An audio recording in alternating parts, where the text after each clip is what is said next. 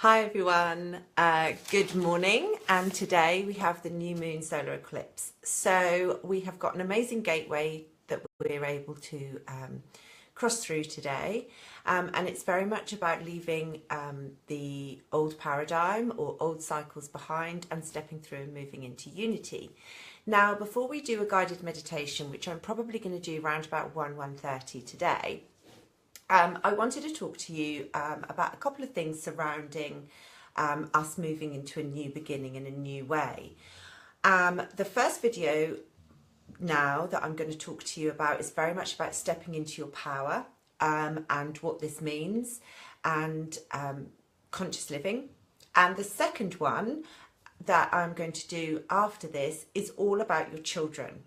And how you need to do the right thing by your children, whether it be your children, your children's children, your neighbour's children, but we need to start doing the right thing by our children. So that is going to be the second video, but the first video, this one here, is all about stepping into your power and what that means. So the energies we've got in at the moment are doing lots and lots of different things, but one of the things that I'm going to focus on at the moment is it is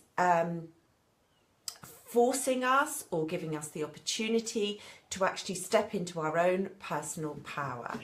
Okay, and our personal power is not something that gives us strength to control other people or dominate other people. It isn't, personal power isn't aggressive, it isn't forceful, it's a very private, quiet, strong and stable energy. Okay, and it's a heart energy, it's a soul energy. And with this personal power that we have comes truth, integrity, and a very heart-centered way of being. Okay, and it's very much when we get to the point in life where, you know, we are doing things that are hurting our soul, that are going against what our heart believes and our heart desires. This can often be the catalyst for many to be able to step into their personal power and say enough is enough. But one of the things I wanted us to all look at is to really get our heads around the fact that there is another way, there is a better way, there is a different way from the duality that we live in.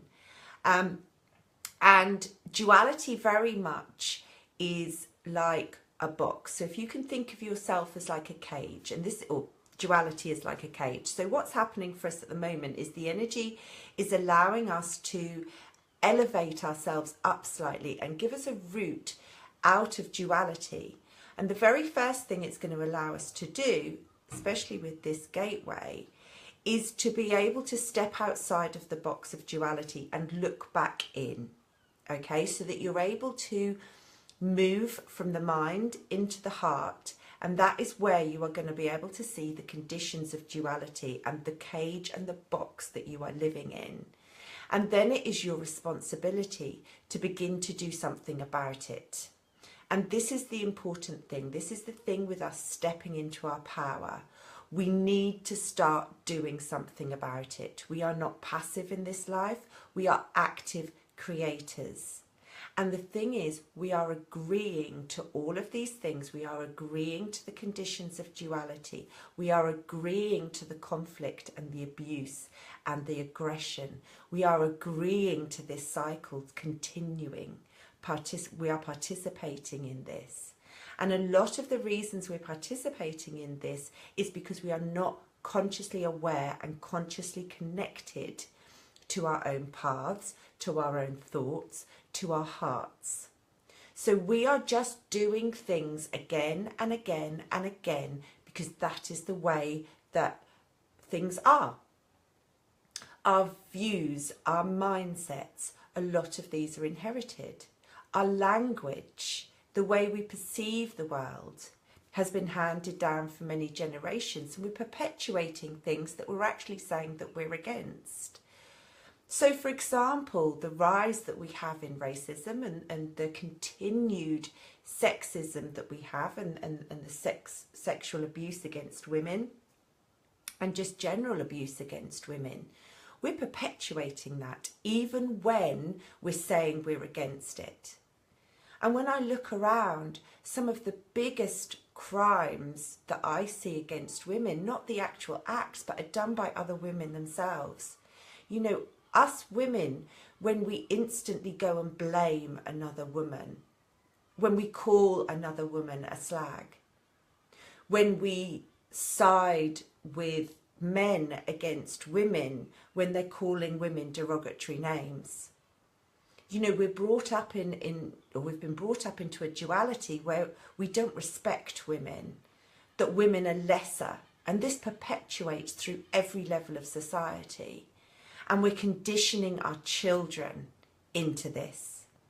And the thing is, if we just woke up a little bit and if we just looked at the language we used, the mindset that we had against people of different races, against women, and how our language is so derogatory and how our language is perpetuating this.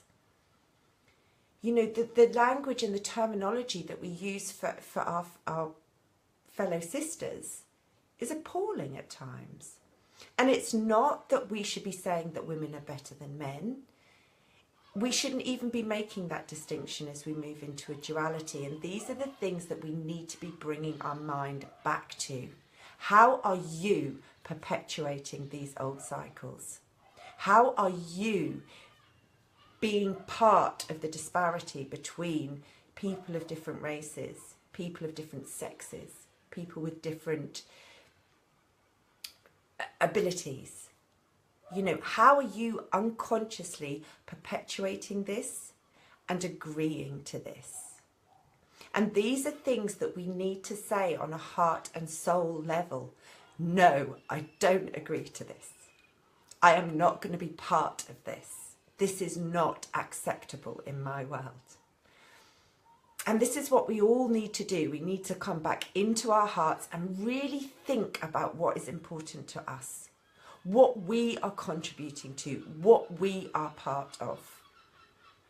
So it might be, you know, we might talk in derogatory terms about men. And we need to stop doing this. We need to consciously reconnect back into what we are perpetuating, allowing and agreeing to, because these are our choices. And whether we make them consciously or we make them unconsciously, we are making a choice and we are making a contribution.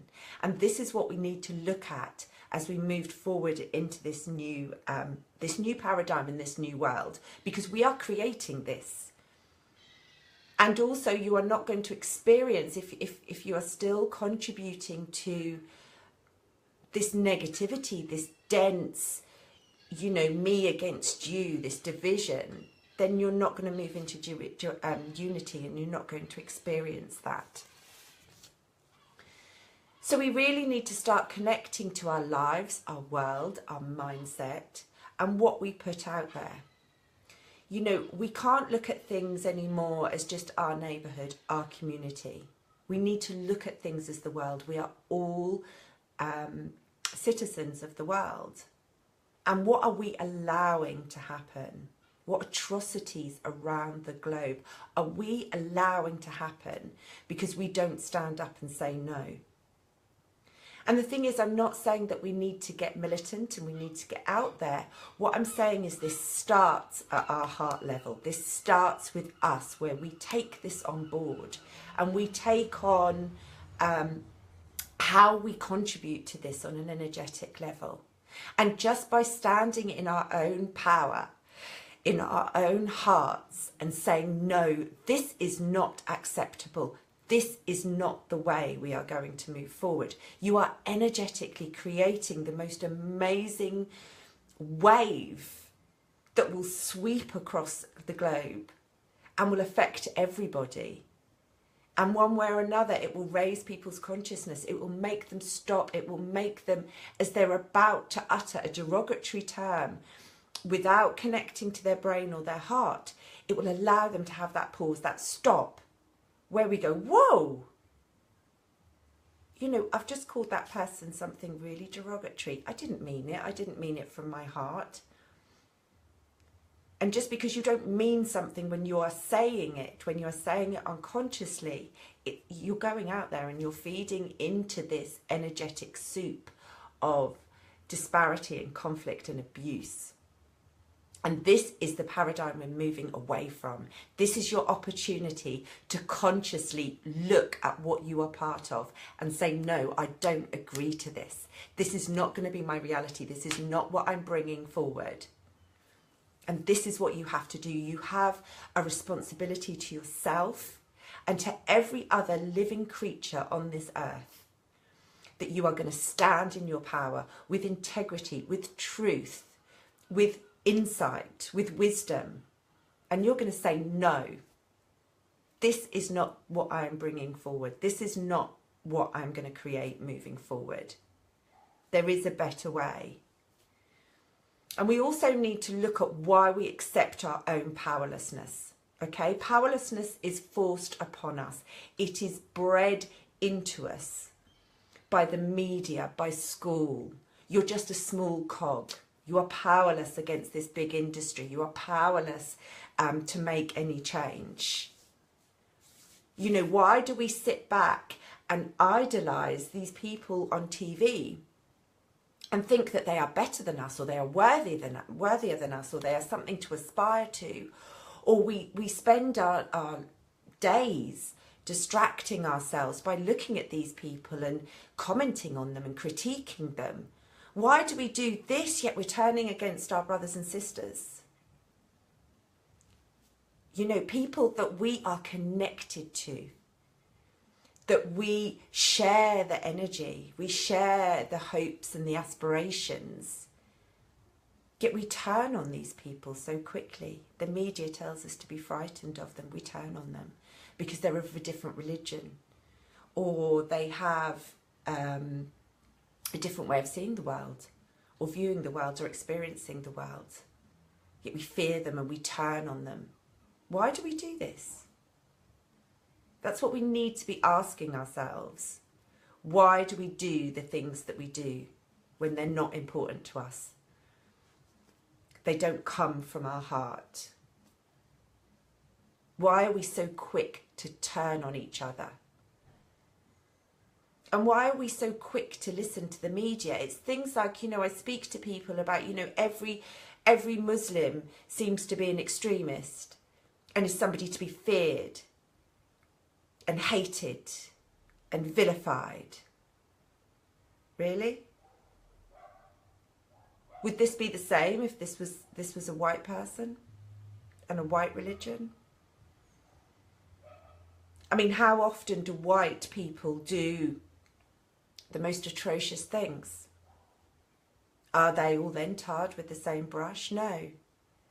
Look what happened with the BBC and Jimmy Savile and all the other celebrities that were had free rein to commit the most awful crimes against women and children, and it was then covered up by the BBC. Do we then fear every white middle-class man? Or every man in showbiz? No, it's all swept under the carpet. Yet we look at every Muslim with fear and suspicion, just like we used to look at the Jews with fear and suspicion. And still we have those racist comments. These are the things we need to be looking at. Why do we think the way we think? And is it real? Is it true? And what is the agenda behind it? What is behind the media that is getting us to fear our brothers and sisters, to make us feel powerless in the face of fundamentalism and extremism and big business? It's all to stop us standing in our personal power, feeling from our heart space and saying, this is not right. This does not feel right to me. This is not my world. This is not what I'm moving forward into.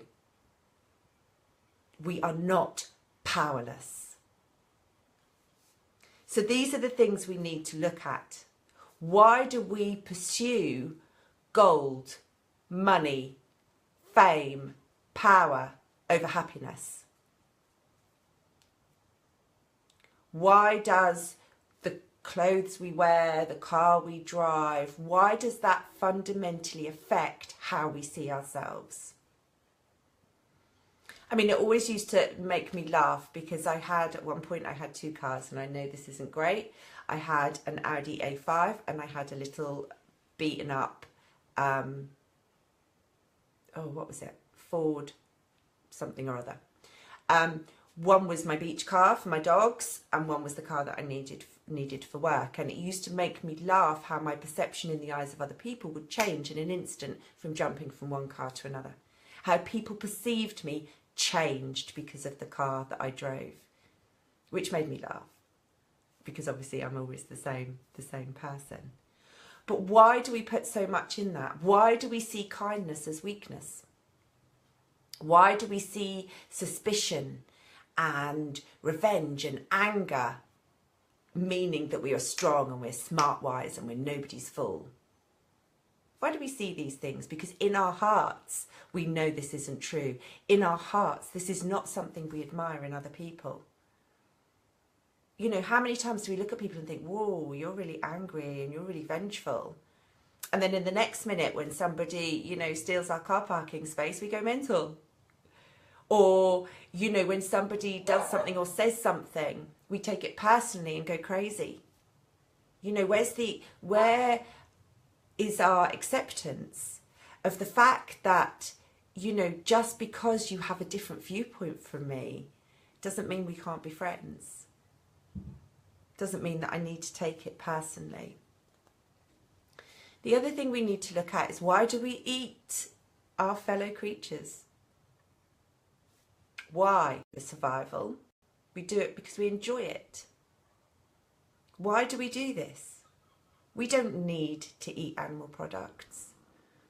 And the thing is, you know, hundreds of years ago, when we were hunter-gatherers, or thousands of years ago when we were hunter-gatherers, there was more of a ritual. There was more of an honour. We honoured the animal we were killing for food and for our survival. We honoured their lives, and we had gratitude for that they gave up their lives for us to eat them. And we would, you know, have more of a ritual or a ceremony, you know, when we would be conscious of cooking that food and eating that food and having gratitude for that food. And now the animals that we eat, we're so disconnected from them. And they are, you know, the whole process of rearing these animals and then slaughtering those animals is appalling. They are brought up in the most vile and horrific conditions. They are slaughtered knowing that they are going to be slaughtered, that they can hear the screams and cries of their brothers and sisters. They know what is coming from them, for them, and they are slaughtered in the energy of fear. They're pumped full of hormones. It's all about everything from what they are pumped full of, what they are fed, how they are slaughtered, is all to maximise the profit of big business. And we eat it and we consume it, and some of the times it doesn't even look like meat, and we are disconnected from the animals in the field. You know, how many times are you on journeys and you look out and you say to your children, oh, look at the lovely cows, look at the little lambs. You're eating that, and you don't need to. You know, think about these things. Think about the choices that you're making. And if you're making a choice to eat meat, that's fine. That is your choice. But connect with it on every single level. Connect with the process that gets that to your plate. Connect with it. Because when you are eating it, you are agreeing to those practices. Now, there are people who are on small holdings and they, you know, their animals have a very, very lovely life. And this is, I feel, very, very different. You know, honour that creature. But whatever your decisions are, make sure your decisions are informed and you are okay with those. Don't stick your head in the sand. You need to be okay with the decisions that you're making because you are making these decisions. So we really need to look at the world and how it is and what we think and what we do. And we need to ask ourselves, why do we allow this? Why do we agree and participate in these things? And we do, because we all have been brought up in the conditions of duality. So these are all things that, you know, have been rammed into us from, you know, many, many, many, many lifetimes. So it's not something as that I'm sitting here saying, you know, or judging anybody. These are all the conditions in which we've been brought up in. But we now have the opportunity to move into something new, to move into a new paradigm, and to be able to dissolve the paradigm of duality. We need to see it, we need to feel it, we need to know it in action, that this is part of us and we participate in this. We agree to this. Consciously or unconsciously, we agree to it. So bring these choices and these decisions that we make into your conscious awareness and connect with them, and think to yourself, can I still agree with this? Or am I going to step into my power, into my heart space, and say, no, there is another way. I'm letting go of this. It's not easy, but it's what we need to do to move forward. So you need to look at the society and the way it is, and the food that you eat with the chemicals in it, and the whole process of eating meat. We need to look at the education system and what they're actually teaching your children. And this is going to be the thing of the next video, you know, what your responsibility is to your children. And so it's that thing is that if you do feel as though the education system is failing your children to a certain extent, and just pumping them full of more conditioning of a duality, then it's your responsibility to step up and fill that gap with your children. But that's for another video. So we have to look at how our we are not consciously participating in life. We're going through the old routines where, you know, our heart goes out for, you know, when we see these poor abused battery chickens, our heart absolutely goes out to them. But we continue to eat eggs, and we continue to eat eggs that are battery chickens, that, you know, are just brought up in the most hideous ways. And it might be the fact that you feel you can't afford anything else, or that you look and it says free range, but you need to educate yourself on what free range is, because free range is not pasture fed, is not allowed to roam in pastures. If you want to buy eggs that are allowed to roam in pastures, it will say eggs from chickens free to roam in pastures. But even then, there's other things as well that go into the whole eggs and what it's like for the chickens. So really connect yourself, do your research, find out what it is that you're eating and what it is doing to other creatures, and the energy that that is generating. Because this is all energy that you're putting into the big energy pot of the world. And you really have to think about what your contribution is. Because even the smallest change can have the biggest of ripples. So that's the thing, we really need to bring back our conscious awareness, or bring in our conscious awareness to the life that we live, and what we contribute, what we bring, and how this goes against our heart. So this gateway is about stepping into that heart energy, stepping into our power, stepping into our truth, and bringing it out and making changes in our day-to-day life, making changes about what we do, the impact we have. So this is why it's really important just to spend some time thinking about these things. And yes, it's difficult. It can be difficult to, you know, all of a sudden meat was the main star of the meal and now it isn't. So you're going to feel for a little while that something's lacking or something's changed. But if you focus then on how you feel so much better and how you actually feel physically, then this is going to validate the new decisions that you're making. And it's the same with, you know, with the anger and everything that's out there. It's time to stop these cycles. You know, you can't fight fire with fire. You can't fight anger with anger. You need to break these cycles and step back. Just because somebody's inviting you to a fight doesn't mean you have to go along. You know, just because someone's calling you something or other doesn't mean you have to react straight back to them with the same intensity and same ferocity. This is not about who is right. It's about what you feel in here. And often it's time to walk away.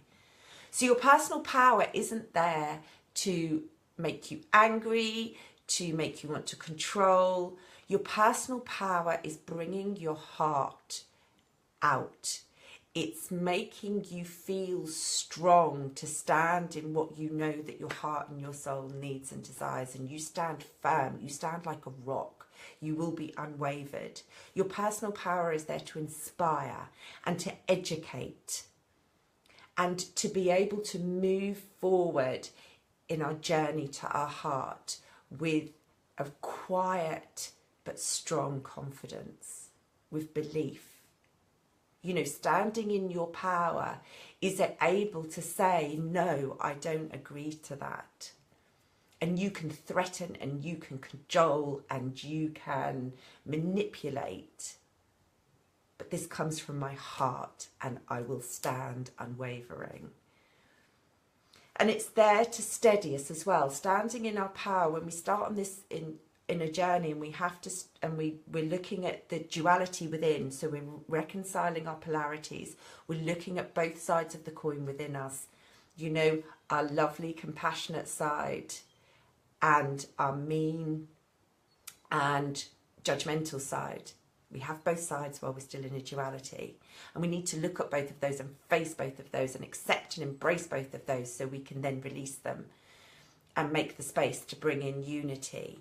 And so standing in our personal power allows us to do this when we're facing those shitty sides of ourselves, when we're facing head on those times that we have treated people badly, that we have not had integrity, when we've not had respect. Those times when we look, that makes our stomach flip and we feel sick and we feel shameful for the things that we've done. This is when our personal power is like, whoa, you're okay. You're going to get through this. Stand there, face it, take it, feel it. It's the only way to get through it and release it. And that's what our personal power is there. It's not to be used against other people. And it's also not there to be used to get rid of or lessen any anxiety or fear that we get when we ignore our heart. So if you're feeling that kind of roar, don't label that as your personal power, because that isn't. That is control. That is your fear of the fact, because when you're not listening to your heart and your heart is whispering, you get this anxiety and you get this fear. And that kind of anger is what comes out in us, and we try and control what's going on around us and the people around us to make us feel less fearful. So personal power that we're stepping into comes from the heart, comes from the soul. It is quiet, but it is unwavering. It cannot be brought, it cannot be bribed, it cannot be cajoled, and it cannot be threatened. And when we stand in our personal power, and when we all stand together in our personal power, then we can create something like we have never ever seen before. And that is the path to unity, and that is what we are going to do together. And so today, with this amazing energetic gateway that we've got going on, it's time to reflect on these things and make that commitment to yourself, to every living creature, to the earth, to the universe, that you are going to look at bringing in a new way, that you are going to start. We don't need to do anything big. We don't need to, that's the ego. We don't need to get out there and start going on demonstrations. Not yet. Maybe that'll come later. We don't need to do anything but take responsibility for ourselves and look at the way that we contribute to this, because we all do. Until we become conscious, until we start looking at what we're doing, we all do this. And I know if you look around, you can see it in others. You can see the hypocrisy in others. You can see people, you know, criticising somebody for, I don't know, their skills at being a parent, or criticising somebody because, I don't know, they get their nails done or whatever. I don't know. Whatever people are going to criticise other people for, whilst doing exactly the same thing themselves. We see this in other people. So just be open to the fact that you might be doing the same. Because when these things are unconscious to you, they're not available to your consciousness, and that's why you have to have a little bit of a dig around. Because what you're conscious of is a very small part of the picture. And what you are unconscious of is what is motivating your behaviour. So just spend a little bit of time thinking about what your heart is telling you, what you are feeling empowered to do. And that is to say no more to this abuse and conflict. And no more to your participation in it. No more to your agreement in it. Okay? So it's time we stop the hate. We stop the anger. And that starts with us. I'll see you in a little while. Bye.